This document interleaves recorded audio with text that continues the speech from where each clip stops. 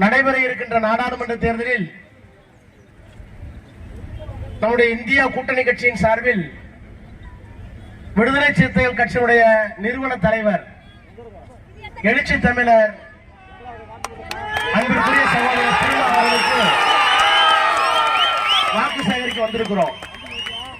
அவருடைய வெற்றி உறுதியான வெற்றி என்றாலும் கூட சம்பிரதாயத்துக்காவது உங்களை எல்லாம் பார்த்து அவருக்கு வாக்களிங்கள் என்று கேட்க வேண்டிய கடமை நிச்சயமாக எனக்கு இருக்கிறது என்கின்ற அடிப்படையில் நம்முடைய சிவசங்கரத்தில் குறிப்பிட்டு சொல்லி இன்றைக்கு உங்களிடத்தில் வந்து உங்களை எல்லாம் சந்திக்கின்ற வாய்ப்பை பெற்றிருக்கிறேன்.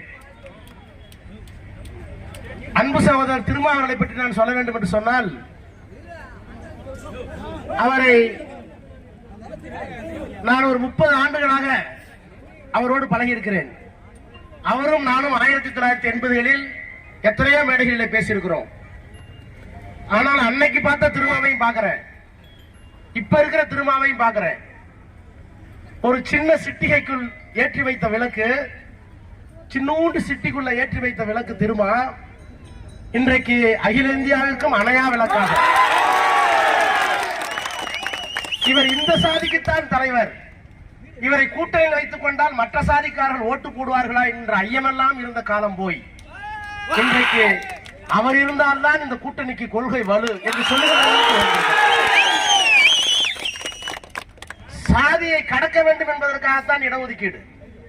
ஒரு வன்னியரோ முதலியாரோ செட்டியாரோ அருந்ததியரோ பறையரோ பல்லரோ இடஒதுக்கீடு கொடுத்து அவர் முன்னேற்ற வேண்டும் என்ற கருத்து இருக்கிறதே, அது ஒரு மாற்று பாதை. பெரியார் வந்து கேட்டாங்க, இடஒதுக்கீடு என்னன்னு கேட்டாங்க. பாலம் ரிப்பேர் ஆகி போச்சு, ரிப்பேர் பண்ணிட்டீங்க, அந்த பாலத்தை நான் கடந்து போறதுக்கு ஒரு மாற்று பாதை ஏற்பாடு பண்ற டெம்பரவரி, அந்த டெம்பரவரி தான் இடஒதுக்கீடு. அந்த மாதிரி இடஒதுக்கீடு மூலமாக மேலே வந்துட்டா சாதி மனப்பான்மை அகல வேண்டும். ஆனா நமக்கு அகல மாட்டேங்குது. ஆனால் இன்றைக்கு இருக்கின்ற அரசியல் கட்சியினுடைய தலைவர்களில் திராவிட முன்னேற்ற கழகம் ஒரு அறிவு சார்ந்த இயக்கம், திராவிட சித்தாந்தத்தை இன்னும் தூக்கு பிடிக்கிற இயக்கம். அதனாலதான் நம்முடைய அன்பு தலைவர் தமிழ்நாட்டுடைய முதலமைச்சர், நம்பர் 1 முதலமைச்சர், திராவிட மாடல் ஆட்சி நடத்தி கொண்டிருக்கிற முதலமைச்சர் இன்றைக்கு இந்தியாவிலே மோடியை எதிர்ப்பதற்கு ஆள் இல்லை. நாட்டினுடைய தலைநகர் டெல்லியில் தேர்ந்தெடுக்கப்பட்ட முதலமைச்சர் கெஜ்ரிவால் சிறையில் இருக்கிறார். ஜார்க்கண்ட் முதலமைச்சர் தேர்ந்தெடுக்கப்பட்ட முதலமைச்சர் அந்த மக்களால் ஜெயிலில் இருக்காங்க.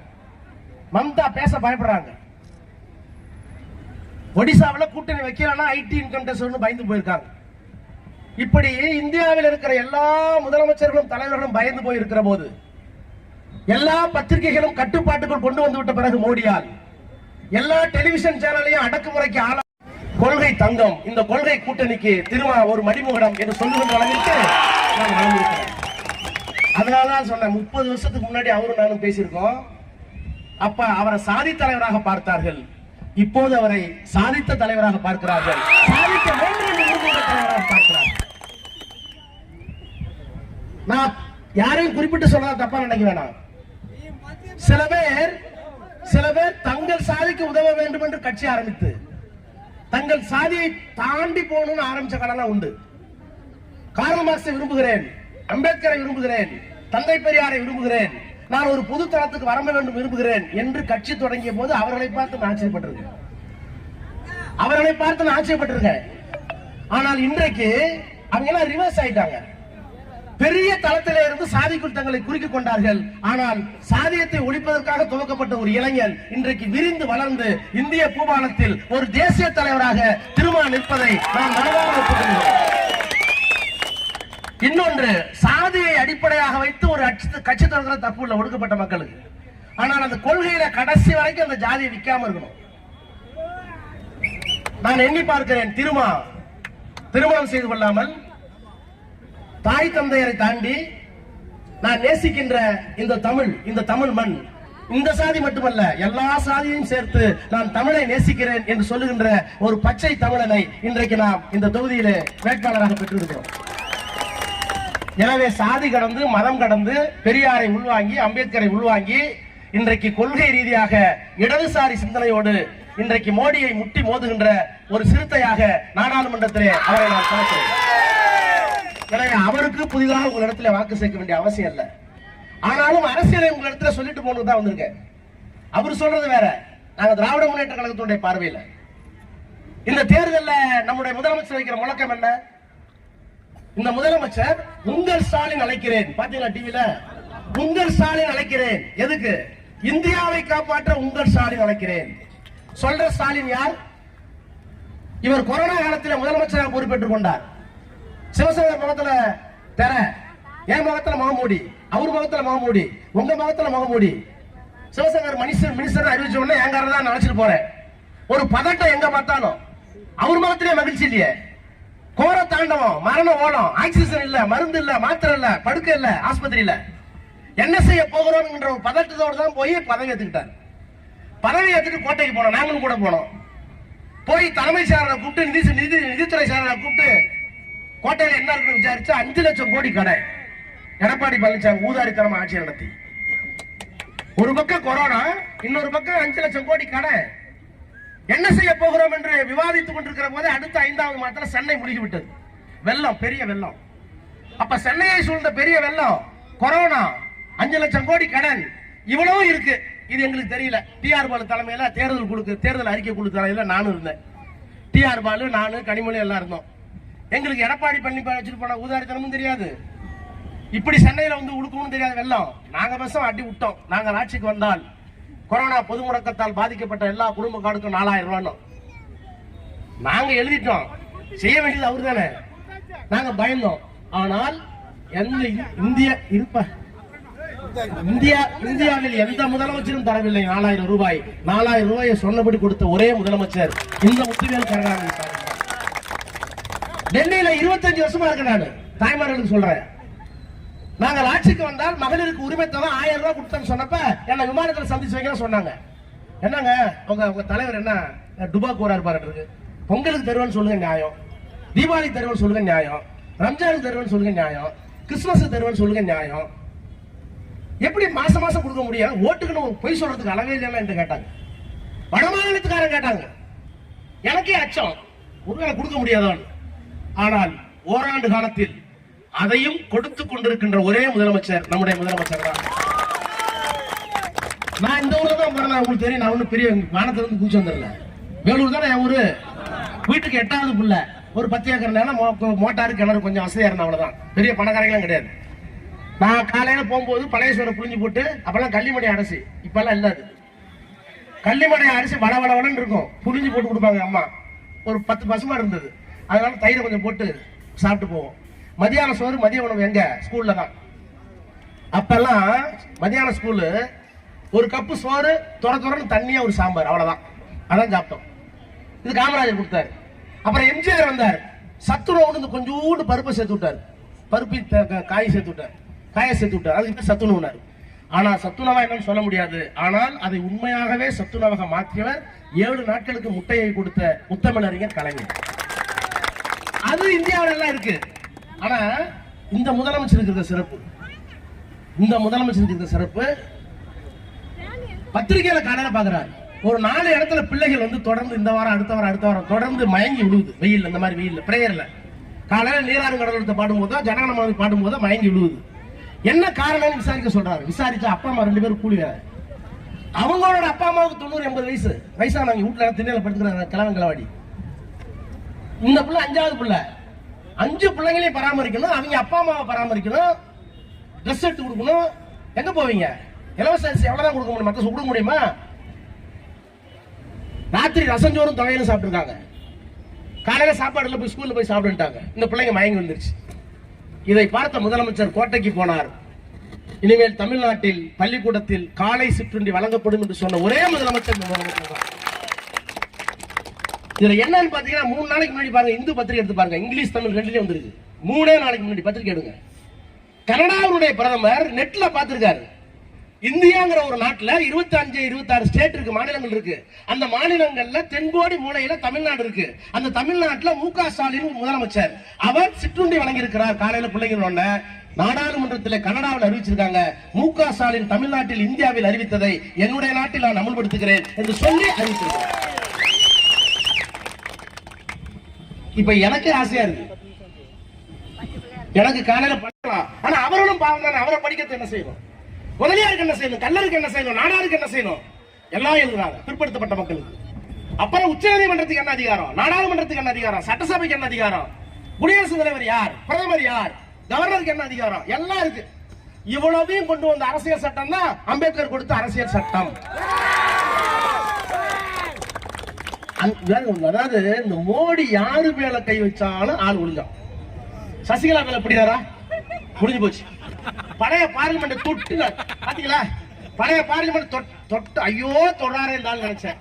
அதை காலி பண்ணிட்டு புது இப்ப அரசியல் சட்டம் தொட்டுருக்காரு 3 மாசத்துக்கு முன்னாடி தொட்டுட்டு இப்ப சொல்றாரு அரசியல் சட்டம் இருக்கு அதை மாத்த போறோங்க. அப்போ இவ்வளவு பெரிய அரசியல் சட்டத்தை உருவாக்கின காரணத்தினாலதான் 75 ஆண்டு காலம் நம்ம ஒற்றுமையா இருக்கோம். வேற்றுமை என்ன இருக்கு, வேற்றுமைக்கு ஒற்றுமை. என்ன ஒற்றுமை, நம்ம வீட்டு தீபாவளி பலகாரம் அங்க போகுது, அந்த ரம்ஜான் பிரியாணி இங்க வருது, கஞ்சி வருது, அதே மாதிரி கேக் கிறிஸ்துமஸ் கேக் இங்க போகுது. அப்ப வேற்றுமையை அங்கீகரிக்க வேண்டும். வேற்றுமை அங்கே என்ன பண்ண முடியும்? ஒருத்தர் வெஜிடேரியன் என்னோட இருக்காரு, என் வீட்டுக்கு வராரு, நான் கறிக்குழம்பு சாப்பிடுறேன், அவர் வந்துட்டு என்ன பண்ணுவேன், நான் என் மனைவி இருந்த மனைவிட்டு அக்கா என்ன சொல்லுவேன், அவர் வெஜிடேரியன், அதனால நான் கறிக்குழம்பு இருக்கு மாத்தி பண்ணு, ஒரு சாம்பார் வை, ஒரு சொல்லுவேன்ல. இப்ப நான் வெஜிடேரியன், அவர் வீட்டுக்கு போறேன், அவர் என்ன பண்ணுவாரு, ஐயோ அண்ணனுக்கு பிரியாணி பிடிக்கும், வீட்டுல சேட்டும் பரவாயில்ல, போய் கடையிலே வாங்கிட்டு வா.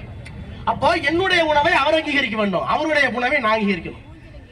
இப்படி ஒருவரை ஒரே அங்கீகரித்து ஒற்றுமையா இருந்தாலும் அந்த அரசியல் சட்டம். இவர் சொல்றாரு நான் வந்தால் இந்த அரசியல் சட்டத்தை மாற்றுவேன். சொல்றது யாரு? மோடி. எந்த மோடி? எல்லாரும் சமன் வெளியே சொல்றாரு. மணிப்பூர்ல என்ன நடந்துச்சு? மணிப்பூர்ல ஒரு கிறிஸ்துவ பெண், பழங்குடியின பெண், அந்த பொண்ணை அம்மனமாக்கி 200 பேர் அழைச்சிட்டு போறான், வீடியோ எடுத்துட்டே போறாங்க. போலீஸ் பெண் பக்கத்துல நிக்கிறான், எடுத்துட்டு போய் 5 பேர் மறைவாங்க கற்பழிக்கிறான். அந்த நாட்டுல பிஜேபி அரசாங்கம் ஒரு காட்டு மிராண்டித்தனம் அரங்கேறுது. பைரன் சிங் ஒரு முதலமைச்சர், நாடாளுமன்றத்தில் நான் தான் கேட்டேன், என்ன நடக்குது நாட்டுல? அமித்ஷா அவர்களே, ஒரு காட்டு மிராண்டித்தனத்தை முதலமைச்சர் பண்றாரு, ஆளை கூட மாத்த மாட்டீங்க, நானும் மாத்தலையே. மோடியை கூப்பிட்ட மோடி வரவே இல்லையே. அப்பதான் சொன்னேன், ஒரு காட்டு மிராண்டித்தனத்தை அரங்கேற்றிருக்கிற முதலமைச்சர் உங்கள் கட்சியை சார்ந்தவர் மணிப்பூரிலே முதலமைச்சராக இருக்கிறார். அவரை கண்டிக்கவோ மாற்றவோ மனமில்லை என்றால் ஒரு காட்டு மிராண்டித்தனத்தை அங்கீகரிக்க அமித்ஷாவுக்கும் மோடிக்கும் என்ன பெயர் வைக்கலாம் என்பதை இந்த தேசம் தீர்மானிக்கட்டும் சொன்னேன். ஆனா என்ன, எரும மாட்டு மேல மழை பெஞ்ச மாதிரி. நான் எங்க 32 வயசுல இங்க இருந்து சங்கர் அப்பா சிவசுப்ரமணியமும் அண்ணன் நேரும் சேர்ந்து அனுப்பிவிட்டாங்க. வக்கீலா இருந்தேன். 32 வயசுல இருந்து நாடாளுமன்றத்தில் பார்த்துட்டு இருக்குங்க. நாடாளுமன்றத்திற்கு கேள்வி நேரத்திற்கு எல்லா பிரதமரும் வருவாங்க. ஏனென்றால் கேள்வி நேரத்தில் தான் இந்தியாவுடைய முழு பிரச்சனை வெளியே வரும். மணிப்பூர்ல என்ன நடக்குது, தமிழ்நாட்டில் என்ன நடக்குது, ஒரிசாவில் என்ன நடக்குது, காஷ்மீர் நடக்குது, எல்லாம் வெளியே வரும். எதிர்க்கட்சி பேசுவாங்க. பிரைம் மினிஸ்டர் உட்கார்ந்தா தான் இந்தியாவுடைய நிலைமை தெரியும். ஆனால் எனக்கு தெரிந்து இந்த மோடி ஒரு நாள் கூட நாடாளுமன்றத்திற்கு கேள்வி நேரம் வந்ததே இல்லை. சரி வரலனா பரவாயில்ல, ஒரு குற்றச்சாட்டு வந்தா அந்த குற்றச்சாட்டை எதிர்கொள்ளணும்ல, எதிர்கொள்றதுக்கு யோகியதை இருக்கா? அதானி இவர் அழைச்சிட்டு போனார், 10 நாட்களுக்கு அழைச்சிட்டு போனார் அதானிய. இவர் அழைத்துக் கொண்டு போன அதானி என்ன செய்தார் என்பதை ஹிண்டன்பர்க் நிறுவனம் வெளிப்படுத்துச்சு. இந்த ஆளு பல நாட்டில் போய் கையெழுத்து போட்டு தன்னுடைய பங்குகளை உயர்த்தி காட்டி அக்கவுண்டிங் ஃப்ராட் யாரு அதானி செய்தது ஃப்ராடுங்கிறான். அந்த ஃப்ராடை கூட்டி போனது யாரு? மோடி. நாடாளுமன்றத்தில் நான் கேட்டேன், ஐயா நீங்க தானே கூட்டு போனீங்க, நீங்க தானே உங்க விமானத்தில் கூட்டு போனீங்க, நீங்க தானே கையெழுத்து போட்டீங்க. 66வது இருந்த பணக்காரன் எப்படி நம்பர் 1க்கு வந்தான்? அவனை ஃப்ராடுங்கிறாங்களே, வந்து பதில் சொல்லுங்க. வரவே இல்லையே. அப்புறம் நான் சொன்னேன், mister prime minister, if you are not answering question I may not entitled to say you are also fraud. Adani ஃப்ராடுனா அமைதியா இருந்தால் நீ ஃப்ராடு. சத்தம் போடுறாங்க, ஒண்ணும் கண்டுக்கிறதே இல்லையா, வரவே இல்ல. பிபிசி நிறுவனம் குஜராத்ல அந்த கலவரத்தை பத்தி எழுதுறாங்க, நாடாளுமன்றத்துக்கு வர சொல்ற, வர மாட்டேங்கிறாங்க. எல்லாத்தோட இப்போ ஒரு கொடுமை நடந்துச்சு, தேர்தல் பத்திரம். நல்லா தெரிஞ்சுங்க, நாங்க இருக்க கடைக்காரர் கேட்கறேன், டீ கடைக்காரர்ல அவர் கடை நட்டத்துல போனா திமுக காரங்களும் அதிமுக போய் ஒரு 50 ரூபாய் டொனேஷன் கொடுப்பாங்களா? லாபத்துல போனா கொடுப்பாங்க. நம்ம 100 கேட்டா கூட ஒரு 50 ரூபாய் கொடுப்பாங்க. கடையே நட்டத்துல போகுது, அவர் 1000 கூட கொடுத்துருக்காரு. 35 கம்பெனி நட்டத்துல போற கம்பெனி மோடிக்கும் பிஜேபிக்கும் நன்கொடையாக 2000 கோடி ரூபாய் கொடுத்திருக்கிறார்களே, வந்து பதில் சொல்றீங்களா? இதுவரைக்கும் சொல்லல. இப்படி ஊழல் ஒரு பக்கம், மதவெறி ஒரு பக்கம், இதை தட்டி கேட்பதற்கு இன்னைக்கு இந்தியாவில் வேற யாருமே கிடையாது. இருக்கிற ஒரே ஒரு தலைவர் முத்துவேல் கருணாநிதி ஸ்டாலின். நான் திருமாவை வியந்து பார்க்கிறேன்னு சொன்னதுக்கு காரணம் தேசம் காப்போன்னு ஒரு மாநாடு போட்டார். சாதியை காப்பாற்ற அல்ல, சாதியை காப்பாற்ற அல்ல, தேசம் காப்போம். அந்த திருமாவனுடைய குரல் இன்றைக்கு அகில இந்திய அளவிலே மு.க. ஸ்டாலின் அறிவித்திருக்கிறார். இந்தியாவை காப்பாற்ற உங்களை அழைக்கிறேன். அப்ப திருமா என்கின்ற தத்துவவாதியும் சித்தாந்தவாதியும் திராவிட முன்னேற்ற கழகத்தினுடைய தத்துவ தலைவராக இருக்கின்ற அண்ணன் முத்துவேல் கருணாநிதி ஸ்டாலின் அவர்களும் இன்றைக்கு ஓரிடத்தில் நின்று கொள்கையை பயணித்து வடக்கு இந்தியாவை பார்த்து உங்களை நான் மாற்றியே தீர்வோம் என்று சபதம் எடுத்திருக்கிறார் என்றால் அந்த சபதத்தை நிறைவேற்றிய கடமை உங்களுக்கு நிச்சயமாக இருக்கிறது என்கிற காரணத்தினால் உங்கள் ஒவ்வொருடைய பொற்பாதங்களை தொட்டு வணங்கி கேட்கிறேன். பானை சின்னத்திலே வாக்களித்து திருமாவை நாடாளுமன்றத்திற்கு அனுப்புவீர்கள். திருமா நாடாளுமன்றத்துக்கு போனால் குன்னத்திற்கு மட்டுமல்ல, தமிழ்நாட்டுக்கு மட்டுமல்ல, ஏக இந்தியாவுக்கும் ஒரு மிகப்பெரிய சமூக போராளியை, சமூக புரட்சியாளரை நீங்கள் அனுப்பி வைக்கிறீர்கள் என்று பொருள். எனவே அந்த போராளியை அங்கே அனுப்பி வையுங்கள். மோடியை வீட்டுக்கு அனுப்புவோம், பானை சின்னத்திலே வாக்களிங்கள் என்று கேட்டு உங்களை வணங்கி விடைபெறுகிறேன். நன்றி, நன்றி, நன்றி, வணக்கம்.